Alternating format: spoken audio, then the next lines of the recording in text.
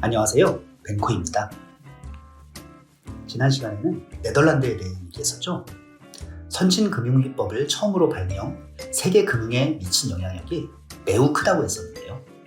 이 네덜란드를 잘 벤치마킹해서 세계 금융의 강자로 우뚝 선 존재가 있었으니 바로 영국입니다. 오늘은 어떻게 영국이 그리 강력한 금융강국으로 발돋움할 수 있었는지 살펴보죠. 첫 번째 요인으로는 명예혁명을 들 수 있습니다. 1688년 영국에서 명예혁명이 일어나 의회가 제임스 2세를 몰아내고 새로 네덜란드 출신 윌리엄 3세가 왕이 됩니다. 입헌 군주제의 출발, 근대 인권의 출발 등 그 의의는 수없이 많지만 제일 중요한 것은 의회의 의결 없이는 왕이 자유로 세금을 걷지 못하고 또한 이전처럼 맘대로 채무를 떼어먹지도 못하게 되었다는 것입니다.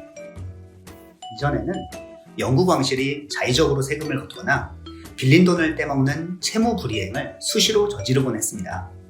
찰스 1세가 의회군에 개폐해 목숨을 잃은 사건, 즉 청교도 혁명도 따지고 보면 전함 건조 명목으로 건함세를 자의적으로 부과해 금융상공업자에게 반발을 샀기 때문입니다.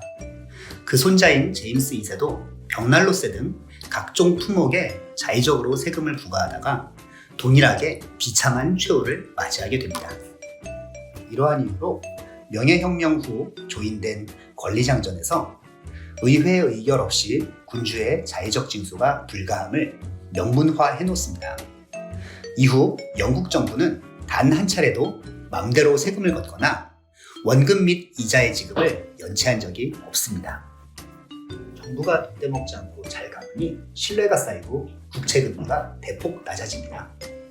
명예혁명 직후인 1690년만 해도 10% 수준이었으나 1702년 6%, 1755년에는 3%까지 하락했습니다. 경제국에 비해 압도적으로 낮은 금리인데요. 당시 프랑스가 거의 10%였다고 합니다. 이렇게 영국은 저금리로 쉽게 자본을 조달할 수 있었고 이는 라이벌 국가와의 경쟁에서 우위를 점하게 된 원동력이 되었습니다.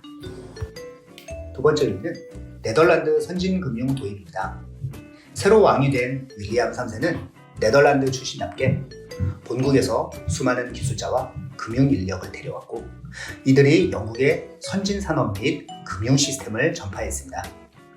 1995년 파산했지만 저 유명한 베어링스 은행도 이들의 후예이고 세계 최대 보험그룹 중 하나인 포르티스 역시 네덜란드 출신입니다. 영국 중앙은행인 영란은행도 세계 최초의 근대적 은행인 네덜란드 암스테르담 은행을 벤치마킹에 설립한 것입니다. 암스테르담 은행에서는 표준화된 통화로 예금 구자를 개설해주고 수표와 자동이체 시스템 등 오늘날 당연시되는 제도를 이미 400년 전부터 시행하고 있었습니다. 단 대출 업무는 하지 않았는데요. 지금처럼 예금보험 제도가 없었기 때문에 예금을 일시에 인출할 경우 지급불능, 즉 뱅크런의 위험이 있기 때문이었습니다. 1694년 윌리엄 3세는 영란은행 설립을 허가했는데 여기에는 대출 업무도 포함되었습니다.